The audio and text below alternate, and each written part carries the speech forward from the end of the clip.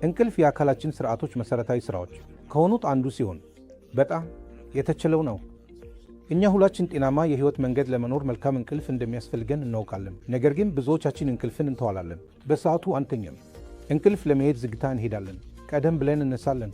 በእንቅልፍ ላይ ሳለን በብዙ ስልክ ጥሪዎች እንደነቃን እና በመጨረሻም በረጅም ጊዜ ውስጥ የእንቅልፍ እጥረት የተባለውን እንደምንገኝ፣ ይህም ጤናችንን እጅግ ያፈርሳል እና በመጨረሻ በቤተሰቦቻችን ውስጥ የሚኖሩ አንዳንድ ህመሞች ወደ ረጅም ጊዜ ይወስዳሉ። ነገር ግን በመጥፎ የእንቅልፍ ጥራት ምክንያት በህይወታችን በጣም ቀደም ብለው ይመጣሉ።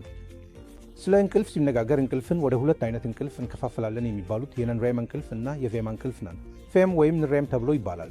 በፈጣን የጄን እንቅልፍ ውስጥ ሰውነትህ ፍጹም ዝናሽ ይሆናል፣ ነገር ግን ከይኖች ይንቀሳቀሳሉ።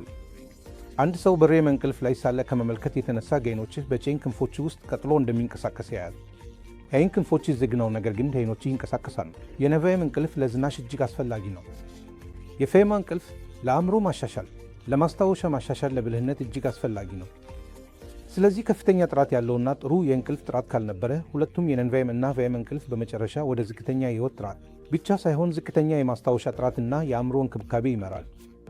ስለዚህ የፌም እንቅልፍ እጅግ አስፈላጊ ነው እና እኛ ከሁሉም የእንቅልፍ ዙር 25% እንደ ሬም እንቅልፍ እንደሚያስፈልገን በመጠኑ ማለት እሱ ስለሆነ በቀን 8 ሰዓት እንቅልፍ እንደምትደር 2 ሰዓት የቬም እንቅልፍ ይሆናል።